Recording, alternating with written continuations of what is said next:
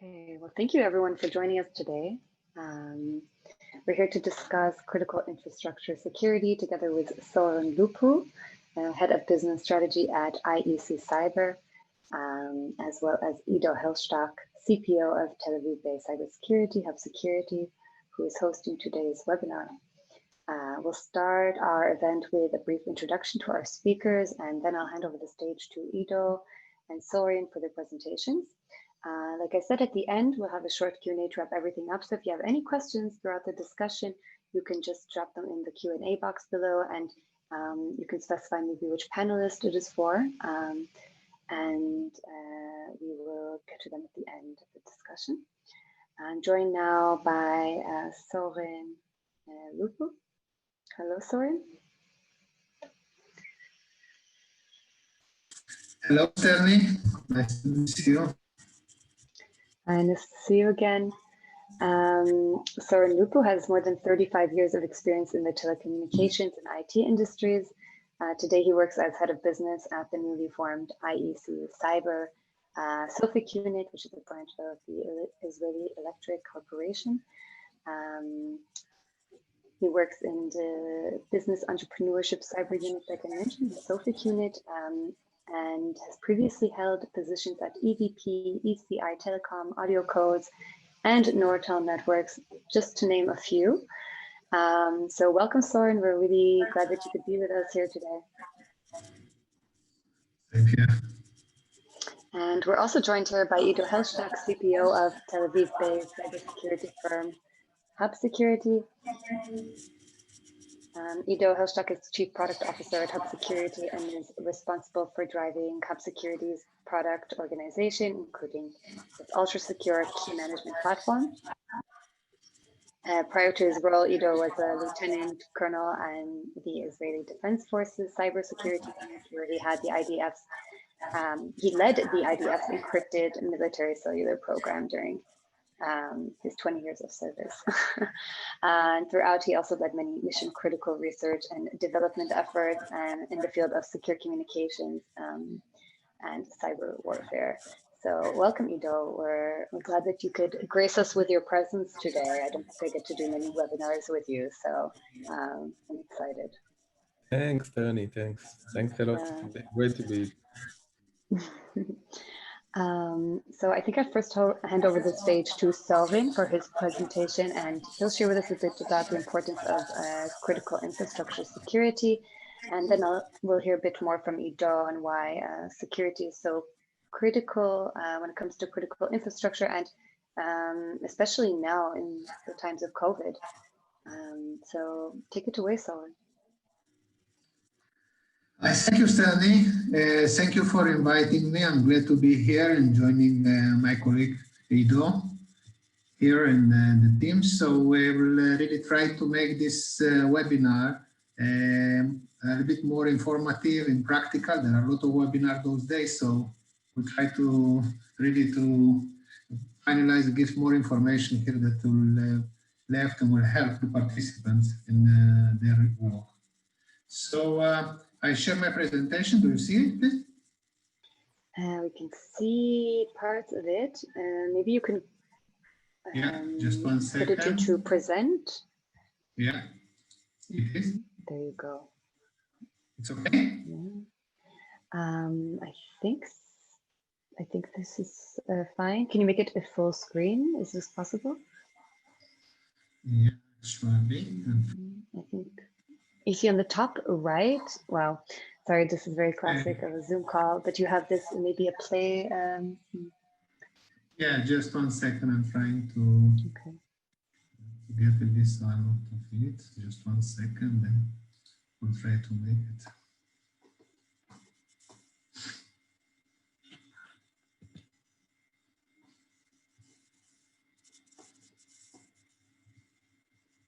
Is no better or same? Yeah, I think this is fine. I think you can present like this. Okay, take it away. All right. So okay, so good afternoon, and I will talk about the critical infrastructure at risk. As I mentioned, my name is Sorin Lupu. I'm here on behalf of the Cyber Entrepreneurship and Business Development Unit IECyber, the Israeli Electric Corporation. And okay.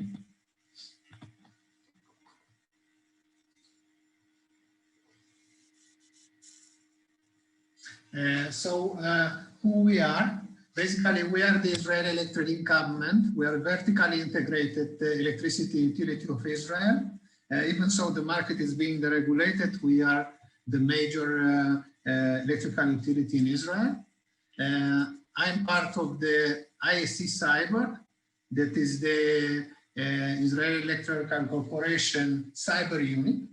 Our mission is to develop and market the cyber solution, mainly for the script to critical infrastructure.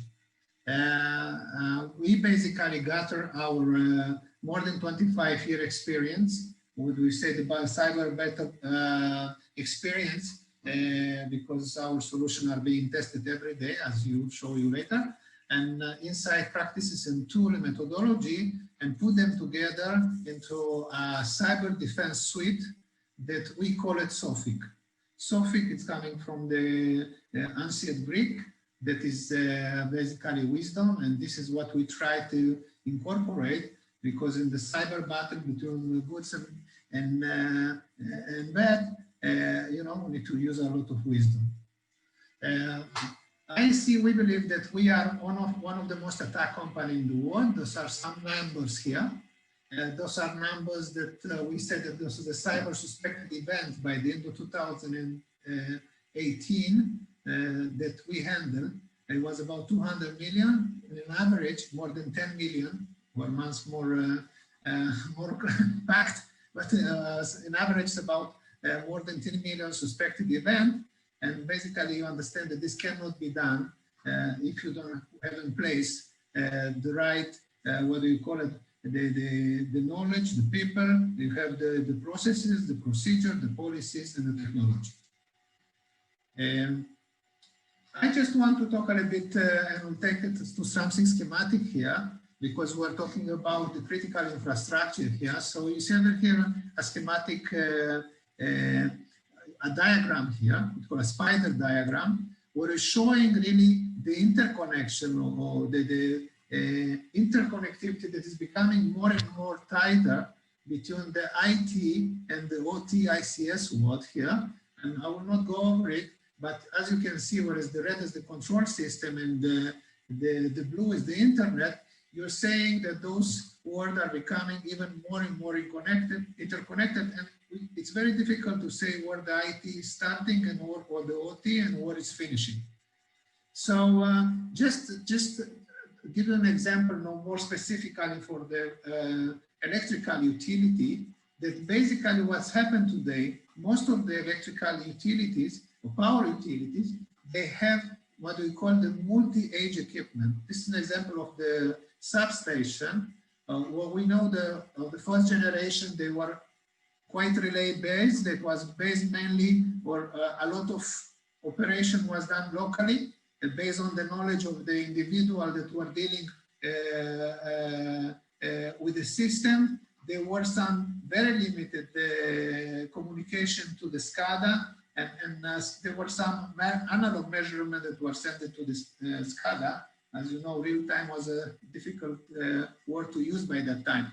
And then you move to the new generation that it was a little bit more really advanced, where you have, you know, the legacy based, what do you call it? What you have already the PLC in place. You have some, you know, the end devices are still analog. You have some connected, you know, with the digital world. You have already some protocols that you communicate between the system, and you have some central capability.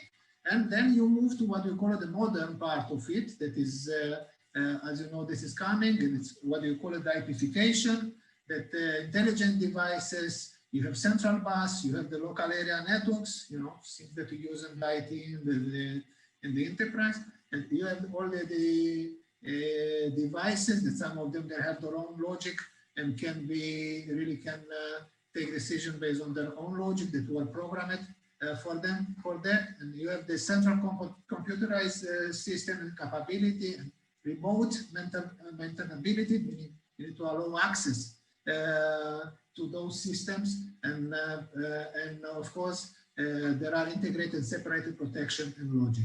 So as the technology evolves and making more modern, more efficient, you see that the attack surface are growing, even faster. And you say the vulnerability and the attack points you are seeing on the x-axis and versus the number that usually you have tens and hundreds when you start at the first generation, and now we're moving from 100 to 1,000.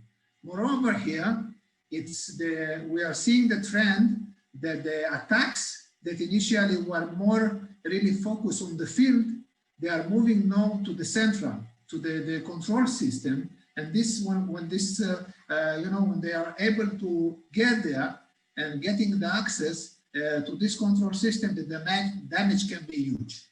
And we already seen this, in a few well-known events that I don't think that it's worth to mention. More of them know this. So what basically we have done, we basically understand, we have the technology, there are a lot of good technology company there. We are not here to replace technology or to, of major vendor invested very good technology, and this is a foundation that need to be there. But we try to understand what else is missing, because the investment is going and the threat is going and up. And we define our portfolio, as I mentioned, that we branded as Sophic, and we basically identify 8 principles, unique principles that we incorporate those principles in all of our products.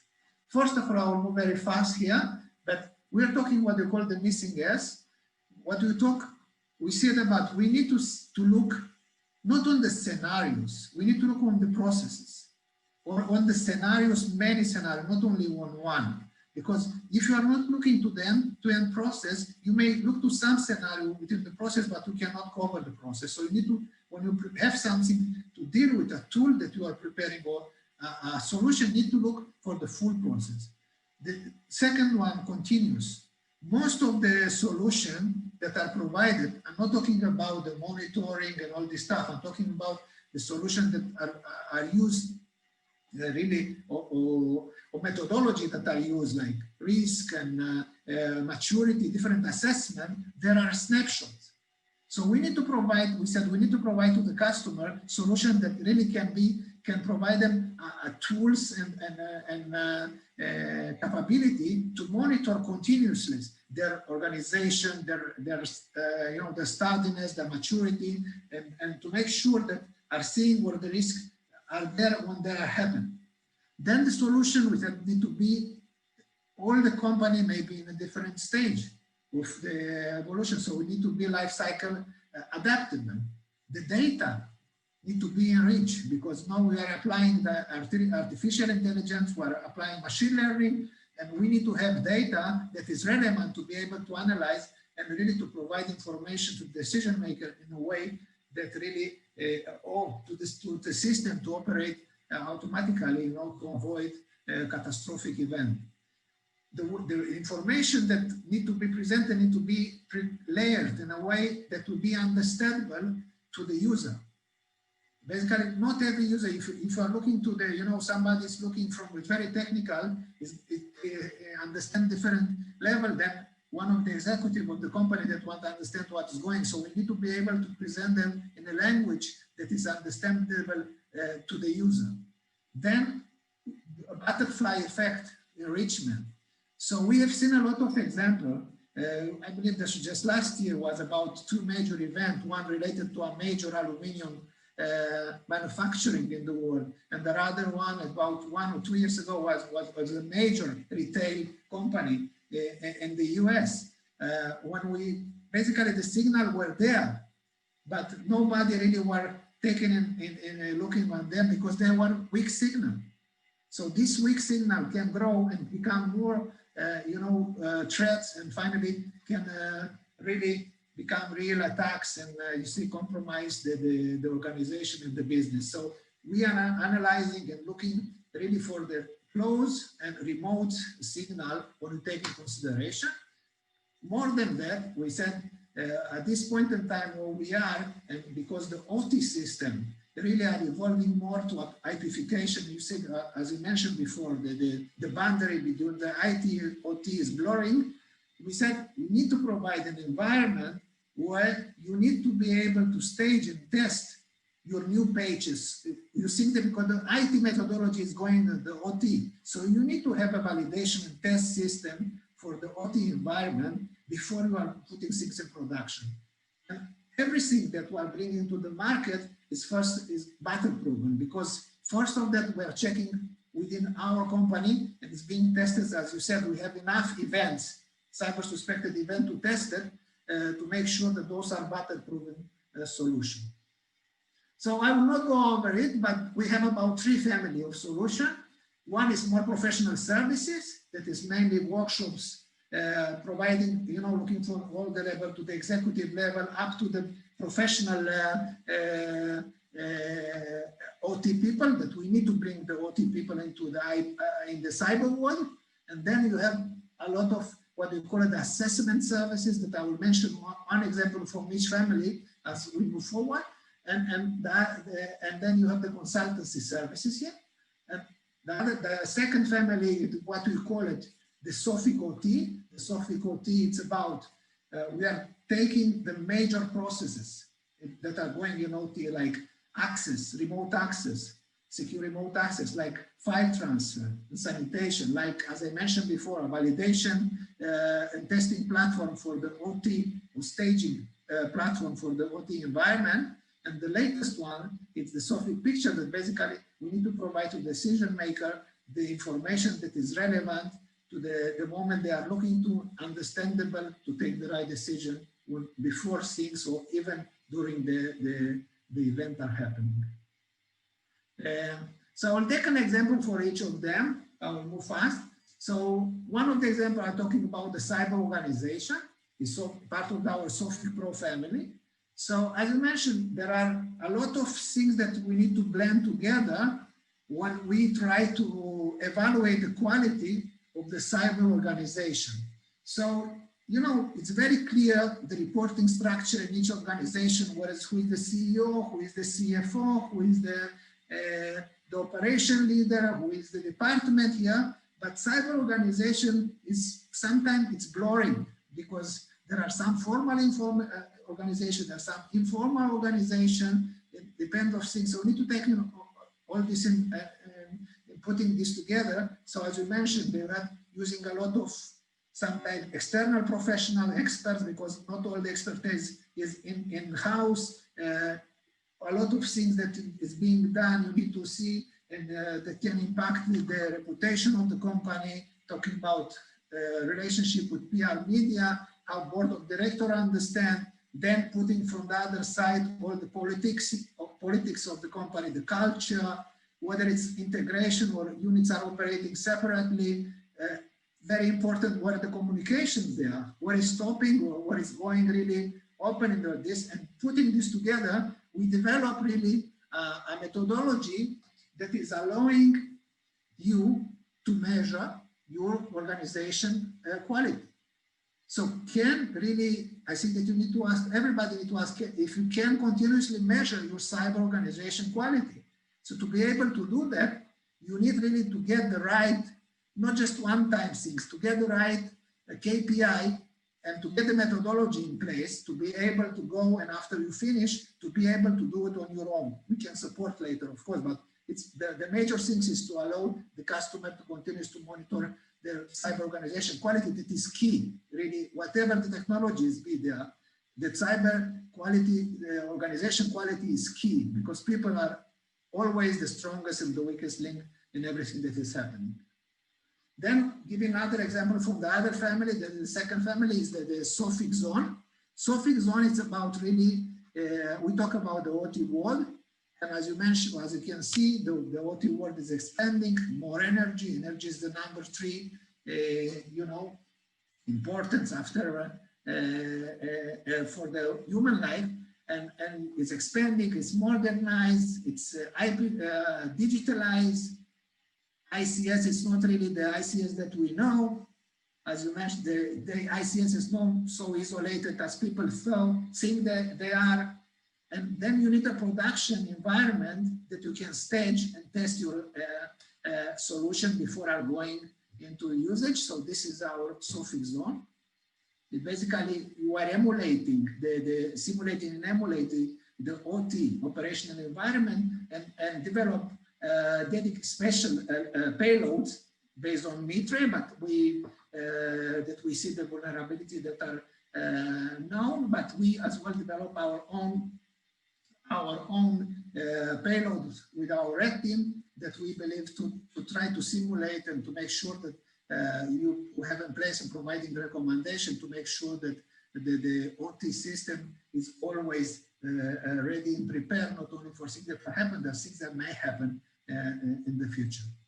The other solution that we mentioned, again, we talk about this from the OT part, the Sophic OT is the Sophic access. As I mentioned, you know, the systems are becoming more open, more interconnected. Then it's not just about going on site and preparing the support. It's not feasible. So we need to allow remote access to your own employee that are remotely, to your supplier, to some external people. So this is something becoming really a highway and can become very dangerous to the system. So there can be a lot of entry point here. And if you look about a lot of compromise that happen, you know, creating a lot of attack of point of entry attack points for OT and ICS out of the most of the IT and ICS incident were based on the really remote access. So sometimes, you know, people are really when you are remote accessing the system, being able, some of them to bypass the intended architecture.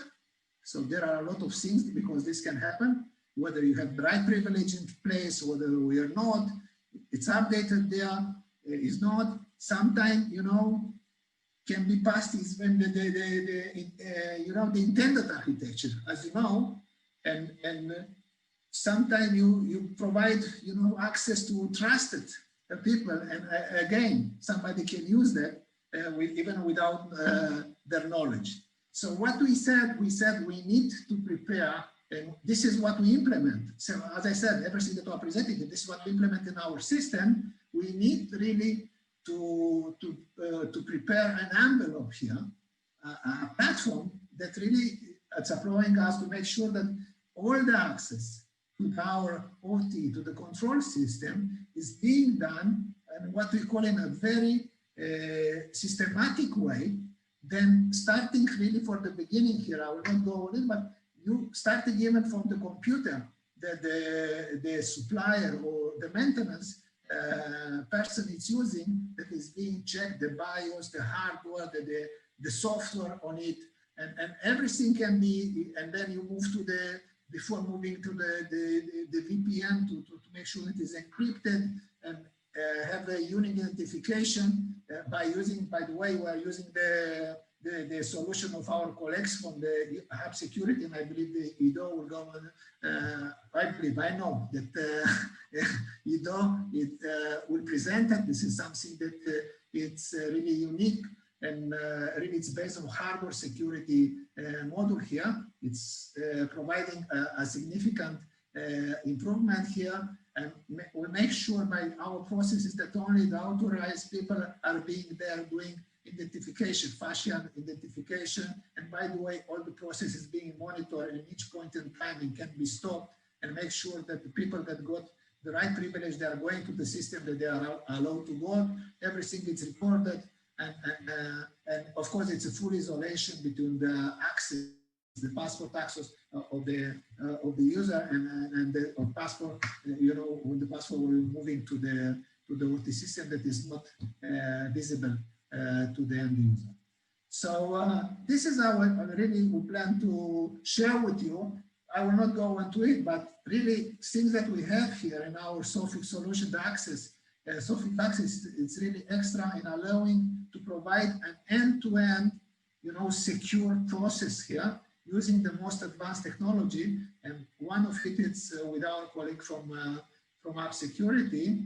And second, here I'm finishing my presentation, and please feel free to contact us. You have here the contact here. I will send to Shterny, we'll send the presentation to you. And again, I'm here if you have additional questions.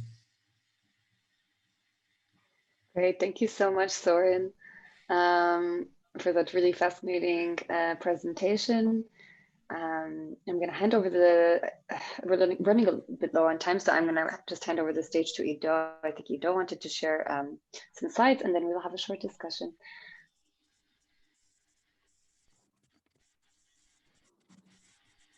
Hi guys, can you see my screen?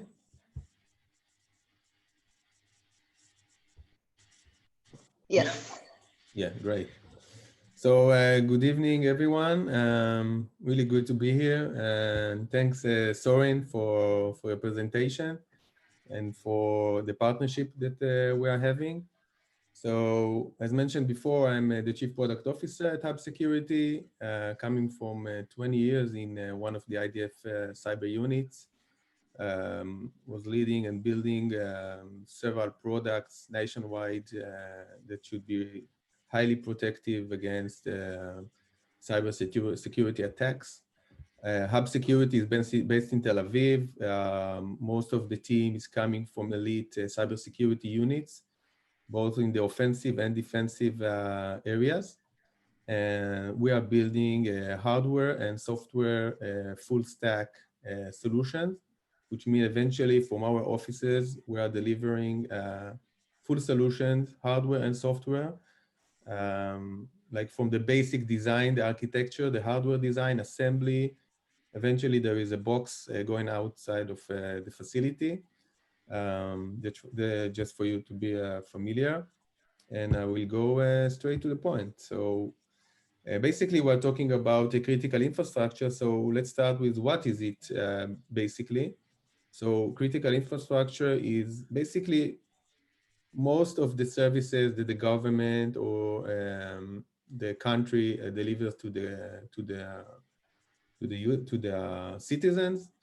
As mentioned, defense and national security is obvious, power plants is obvious, but we see a large variety of organizations which are vital to the operational of the country and the processes. You can see here two examples just from the last July. One is in water attack, when it reported that Iranian aimed to poison Israeli water just in the last July by upping the water chlorine levels. So this is something huge. This is something that a country cannot allow even one hack. So one hack is not an option in those areas. Another example is something that was in 21st of July, that the US accuses hackers to steal corona vaccine data for China, which here we are talking about research and innovation and stealth of intellectual property in the first manner of a country, which is a huge loss. So all those stuff, all those critical infrastructure, also communication, which is extremely important these days. Lots of devices are basically structure working wireless and wireline, and they are indeed the critical infrastructure sector. So all those organizations are facing vast majority of cyber attacks, like professional group elite hackers funded sometimes by governments, using extremely high tools, high quality tools. You know, today you can buy them on the web, or you can build them. It's pretty much easy to use the highest quality tool when you have the money. So those hackers teams are having good tool, good training, and they have all the tools they need to do the hacks.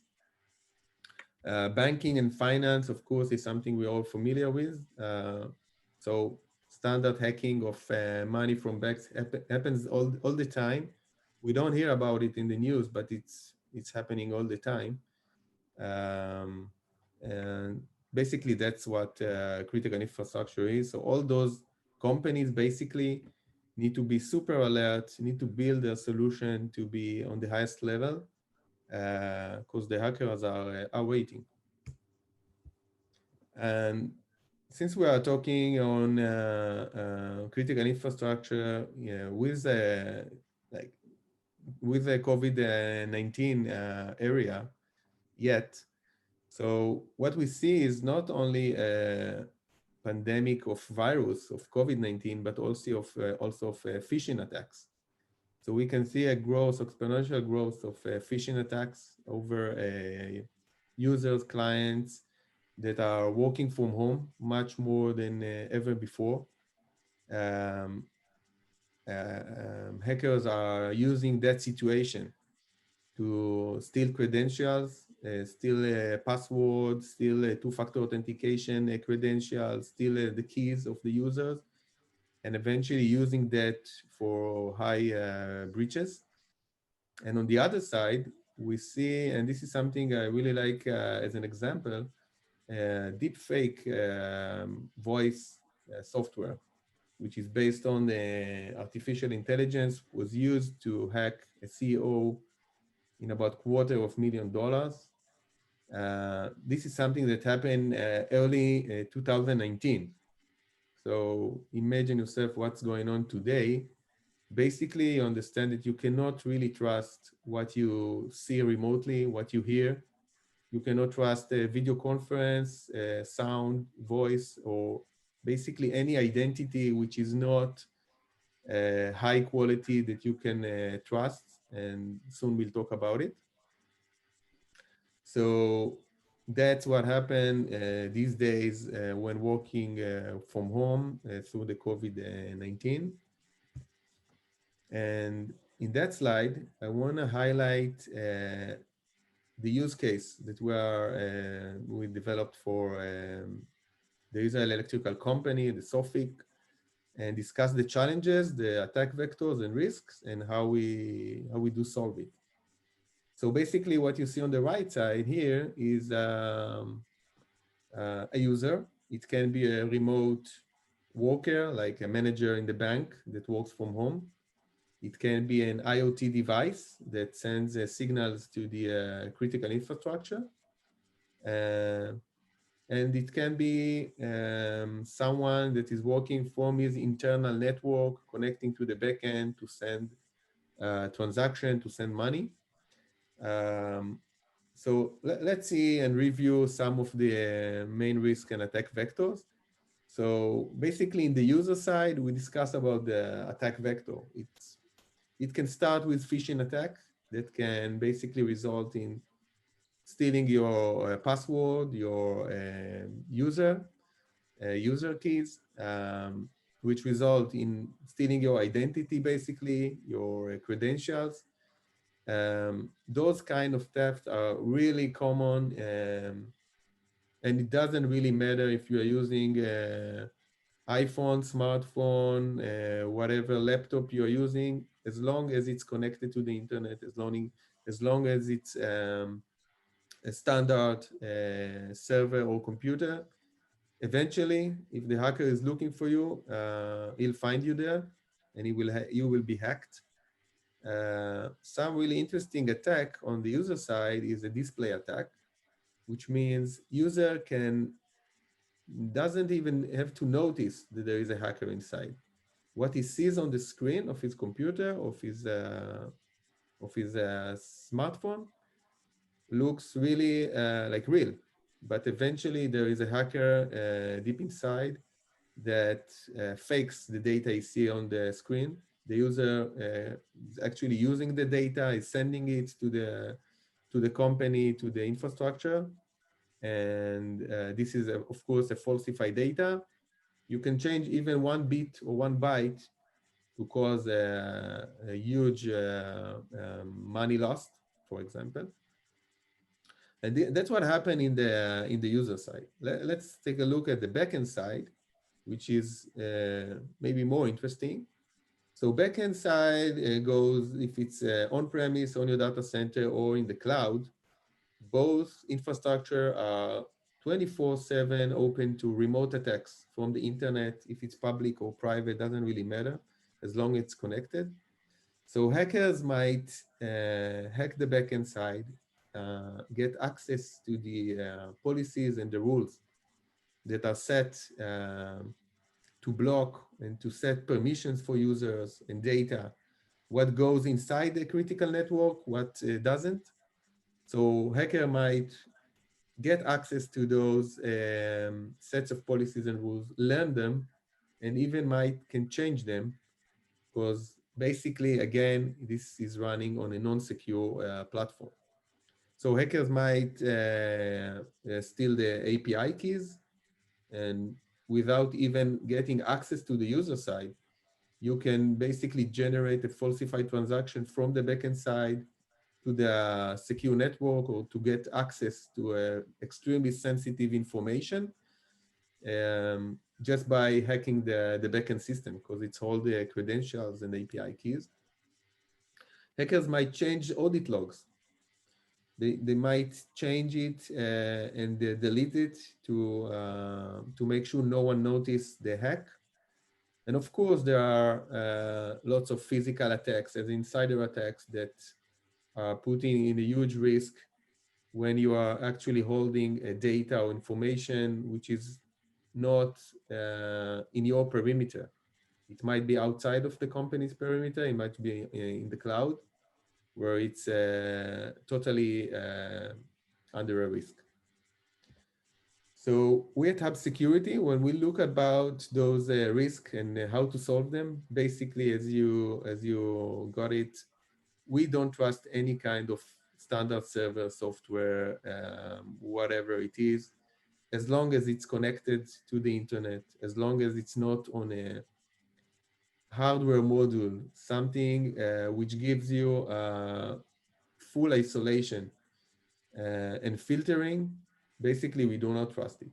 And where we are talking about critical information, critical infrastructure, that's where we are using those products to secure the process. And this is the case study that we have solved with the IEC.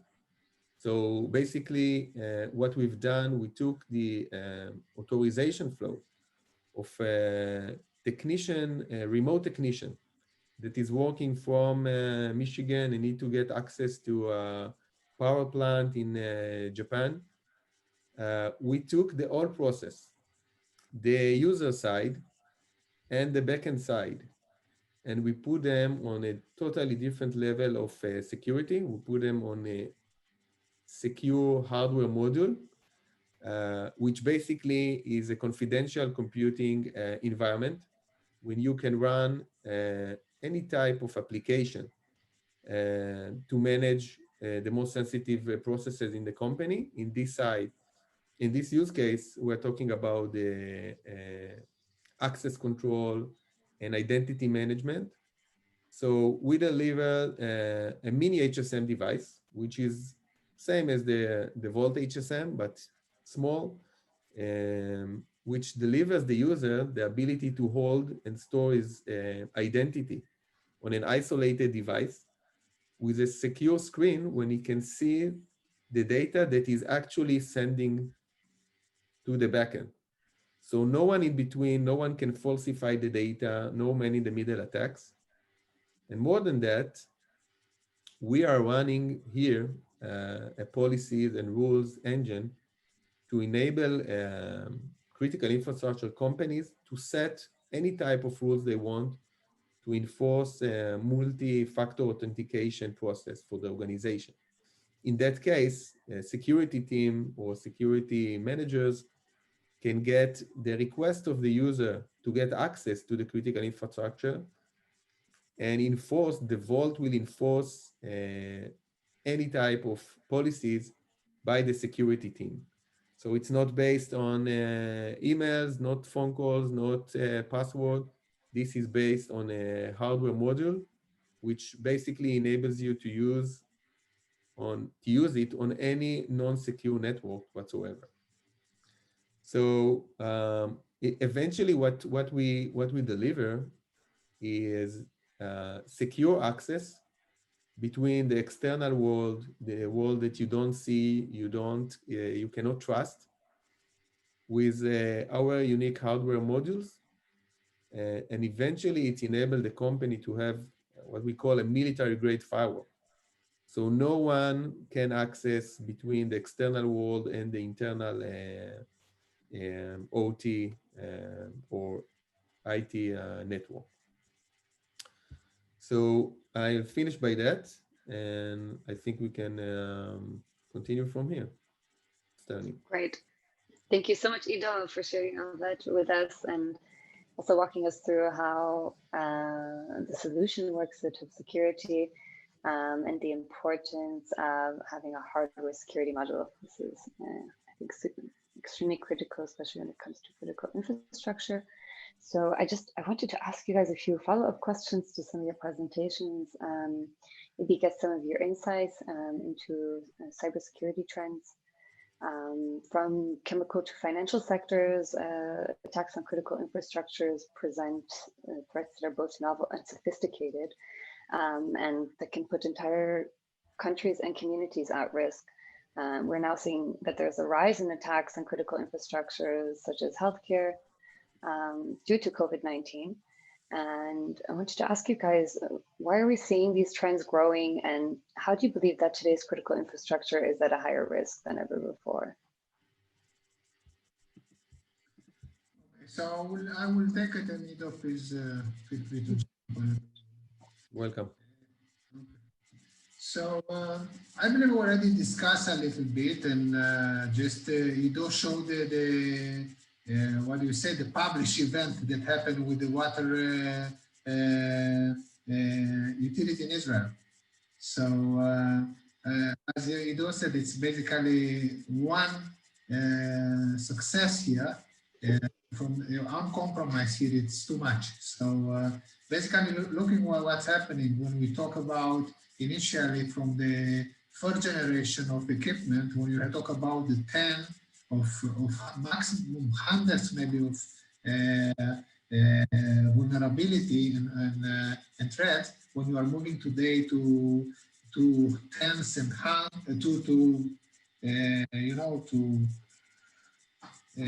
a lot of threats here that, as you've seen, we are dealing as the electrical company, we are dealing as about an average. It was 2018. I don't have the number of 2019, but I can assure you that the numbers are not smaller. So we're talking about 100 million suspected cyber events per month. So, this cannot be really handled in a way that without trying to build what you said, a 360-degree view of the company, including the external environment there. And this is going even, to grow, because the amplification, the modernization, the connectivity through internet and the capability to allow really remote operation, I believe that is here to stay. Not only as for the IT, for the OT, as well for the IT, and the utility as any other enterprise is not just about protecting the most important asset. It's about protecting all the assets. And we are moving out to we are evolving to the IoT, we are evolving to the Internet of Things with the smart home, with the sensor.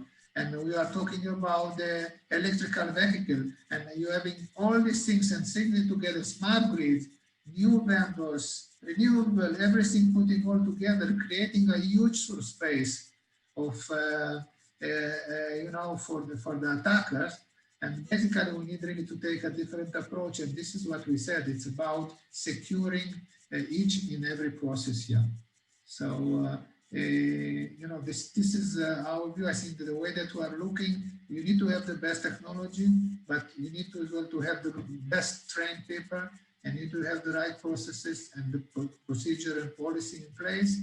And this is basically what we're looking to address in a wiser manner, because we just talk about it. We see already attacks from the foreign nation state or state sponsor, groups that are attacking. There are organized crimes. There are hackers. We didn't talk about it. It's about employee. Internal, the insider there, and we're talking about ex-employee. Some of them are not very happy how they finish the relationship, and hacktivists and so on. So there are a lot of things, a lot of threats, and you don't need to go with a gun machine to the bank to take out millions. I said you go and trying to get remotely and go fishing. Change a few lines of code. Yeah. Okay. Ido, do you want to add to anything? Yeah, maybe to add to that, I do agree. Like IoT is everywhere. Like all devices are connecting. The world is connected to the critical infrastructure. Eventually, it's power meters, it's smart cities, it's water meters. Healthcare devices are connected from the patient house to the hospital. And eventually, the issue with those is that most of them are deployed in non-secure environments. So hackers have physical and remote access to those devices, which is extremely hard to manage and monitor. Like if you need to do security updates, patches, to check, to monitor those devices, it's extremely complicated, and the numbers are huge. So basically, there is a new and big attack surface for hackers that can use those channels to inject malware to the organization or to trigger a backdoor, and also can use those channels to leak sensitive information from the organization after they did the hack. So eventually, one way is to sneak in a backdoor or inject a malware, and you need to also solve the way out, how to sneak out and leak the sensitive information. And those channels of IoTs can be a really good for hackers to use.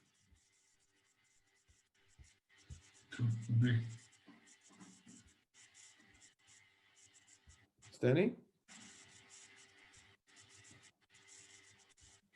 Okay, so until Shterny will revive, maybe I'll talk about something new threat that is evolving these days. We see a lot of companies in critical infrastructure, but not only, are using artificial intelligence and machine learning algorithms and systems to solve big problems for the world, like autonomous cars, healthcare, vaccines, whatever it is. And they are investing a huge amount, tons of manpower and funds in order to build those systems, like in the training and in the deployment in execution afterwards.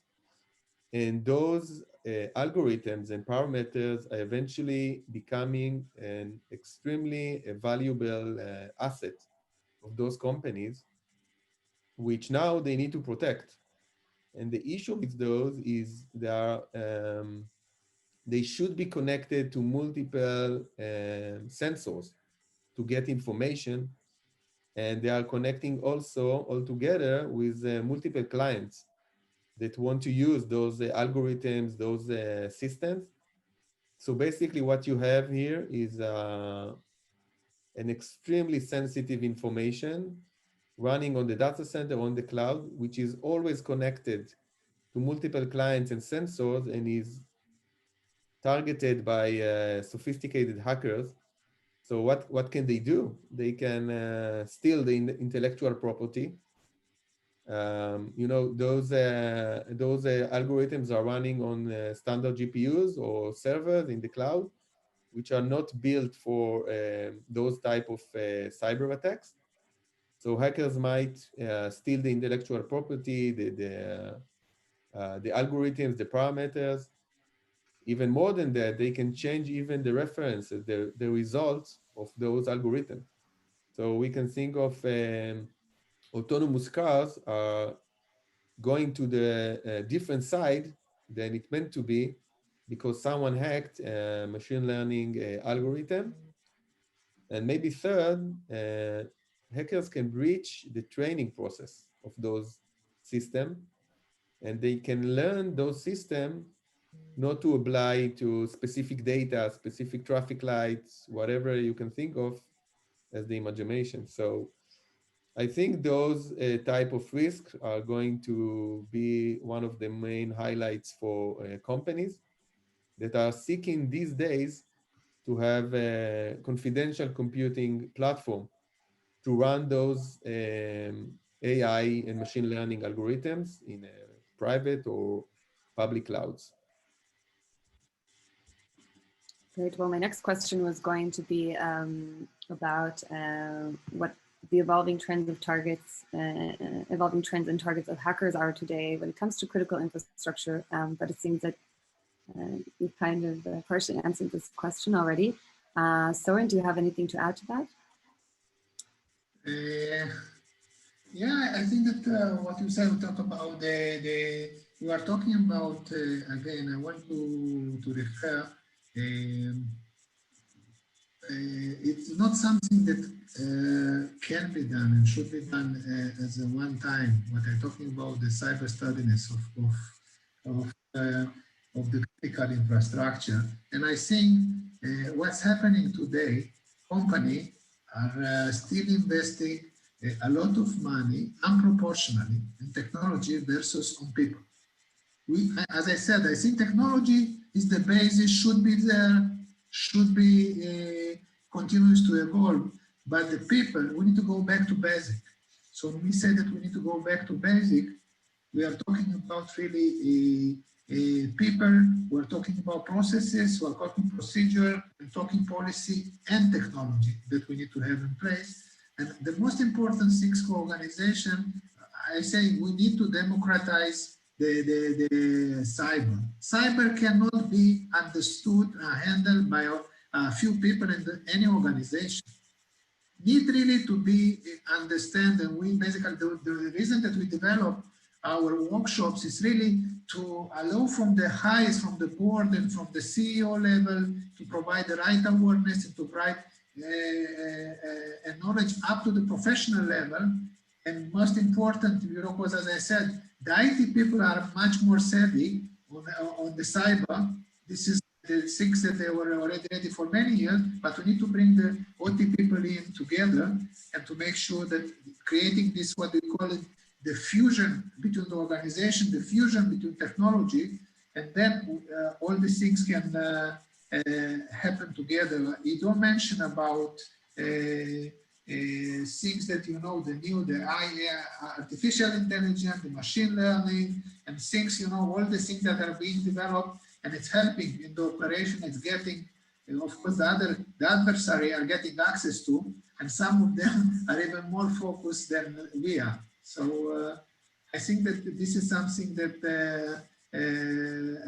we need to make sure, and as I mentioned, to make sure that we are securing the processes that we have in the organization, and to have the tools that really allowing us to close all this angle together.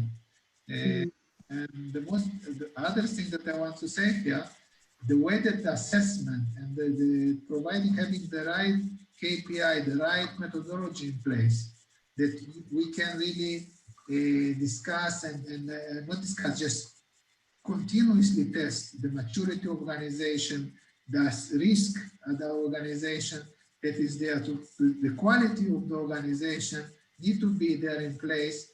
And this is what basically trying to work and provide to our customer as a continuous way to improve sturdiness, because you cannot rest one moment here, because whatever we have done today is not more relevant for tomorrow. Mm-hmm. Thank you. I think we only have 15 minutes left to our webinar today. So I'm going to shoot you guys one more question, and then we're going to head over to the Q&A and see what our audience has to ask. So just a reminder, if you have any questions, you can drop them in the Q&A section, and we'll get to them shortly. I guess my final question for you would be that we know that practices such as network segmentation and privileged access management can all help us safeguard our most sensitive endpoints against attack. But what are some other ways? I mean, we spoke about also HSM devices, but what are some other ways both private and public organizations can continuously work to improve their critical infrastructure cybersecurity? So maybe I'll answer for that. And this is something we didn't discuss much in that webinar. I think that companies need to take really seriously what's going on in the supply chain. So supply chain attacks are extremely complicated to manage, and can do a huge amount of damage to the company. Basically, those sophisticated hackers are looking for any type of entrance of attack vector to the critical infrastructure. One way to do it is to hack the network of the vendor. If there is a software vendor to the company, so it's much more easy to hack the vendor, implant malware or backdoor in the software of the vendor, and when it's deployed in the critical infrastructure in a secure manner and everything is fine, eventually the hackers have one backdoor waiting for them to process or to compromise. And also, not in software, but in hardware, we are familiar with several occasions, such as hardware chips have been implanted inside motherboards. That's what Alligated published by on motherboard of servers. So in the facility, in the assembly line of the company who produce the motherboards, and those type of attacks bypass all security layers on top of it. And that's what's unique in that. And companies must make sure the hardware and software is tamper-proof. And if someone change a bit or byte in the hardware or in the software, they must notice it, they must audit it all the time, 24/7, because the consequences are extremely huge. Thank you, Ido. Sorin, anything to add to that? Anything brief? I think that actually Ido said a very interesting point here, because as you mentioned, it's much easier to alter or modify the hardware or software at your supplier. And we have seen this. We need to provide a lot of examples. There are a lot of examples like this. You basically all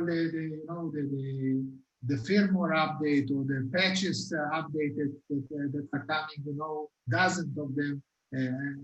Just need to have a way to manage this and make sure it cannot. I talked to some customer and they said, I trust my supplier. Or say, you may trust him personally, but it's not about him.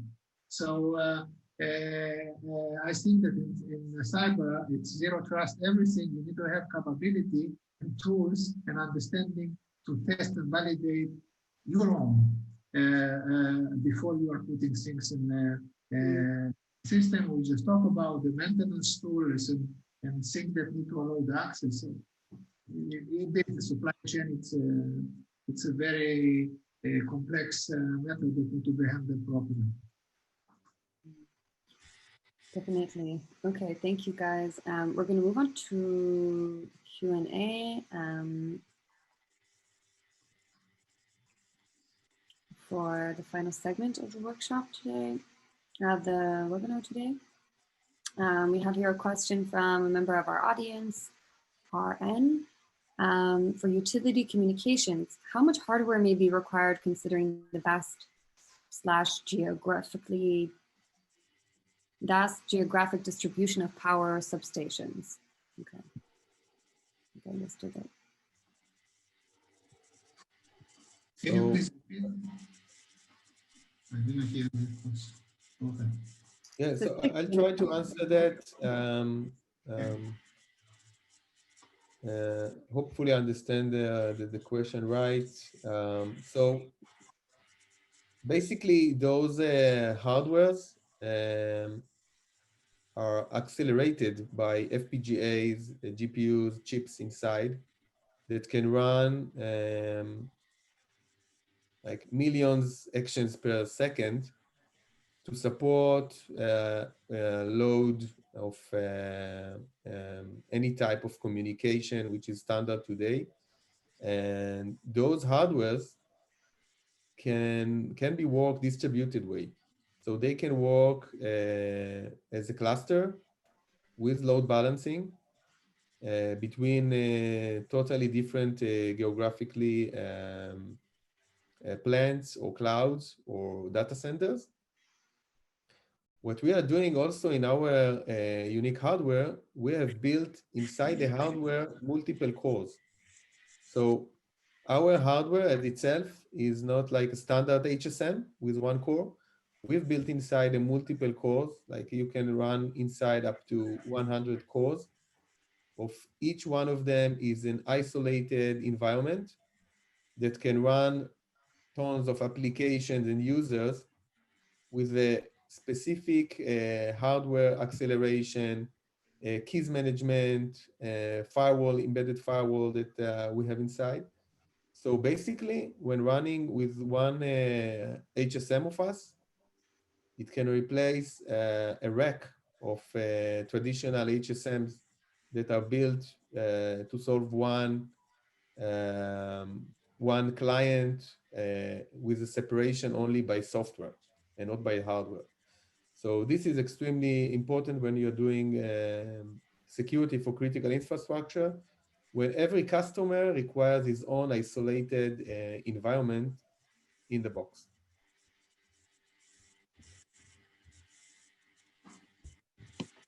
Sorin, did you have anything that you wanted to add to that?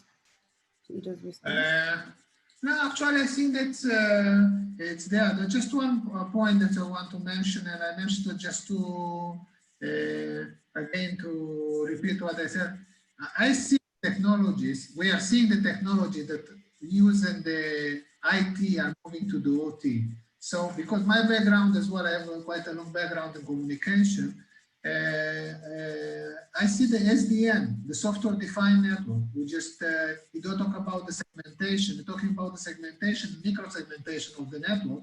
The SDN, basically, it's moving really in the utility networks. And again, as I mentioned, this is you know, you understand the complexity of having software-defined networks and the utility that was really few years ago, nobody was thinking about it. And as I said, the evolution that is going there, it's allowing as well with what Ido said about the capability of the hardware, of the software there.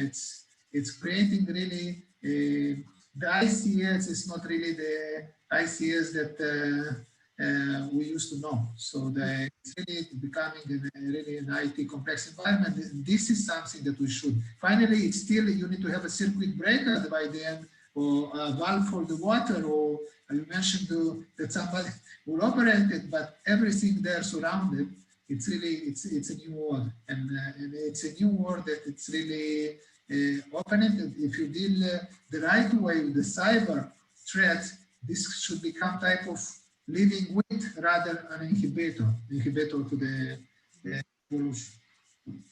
Yeah, I think especially now with the evolution of the smart grid and renewable energies, many companies are turning to more and more smart meters and IoT solutions in order to get more data and to be able to make real-time decisions. So I think this is relevant now, especially more than ever for the cybersecurity threats are relevant now more than ever for utility companies. Thank you for that, Sorin. We have time for one more question. This is from Gabriel. You mentioned legacy and modern solutions or protocols. What's the capability of HUB Security solution in that regard? Okay, I think that the question is referring to our Sophic Zone platform that I mentioned. That is the environment that basically we build it for validation and testing. I just mentioned the patches, the firmware update, everything that is being done, staging environment. And of course, the way that we are operating the platform, it's by simulating and emulating the customer operational network. So we really build we simplify, but it's close enough to allowing us and to run it as the customer operational system, and as I mentioned, including the protocols. So to answer to the question here, we are supporting a Modbus, Profibus, IEC 618550, IEC 60875, 101, 104, IEEE 1588, DPN3, OPC, TCP/IP, UDP. If you want more, we can add the stack and we can do it. So our system is quite open and really can incorporate and simulate any operational network, and of course adding protocol stacks are there involved. I believe this was the question. Ido? Sorin, I think you covered it very well. Okay, great.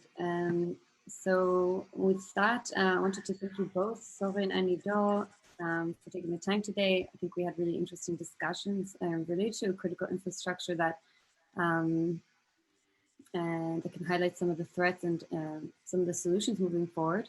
So I'm glad that we got the time to cover them here today. I'd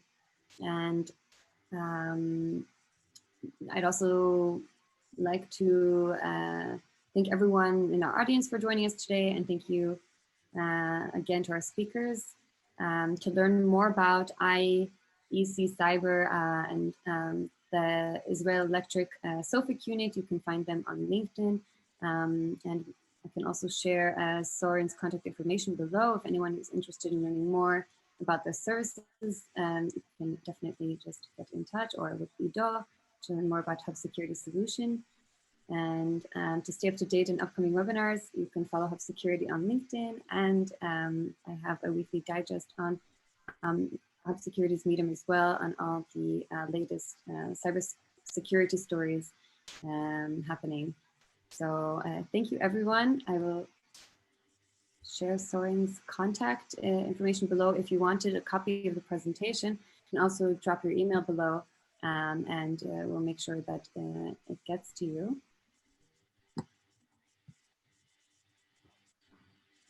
Okay.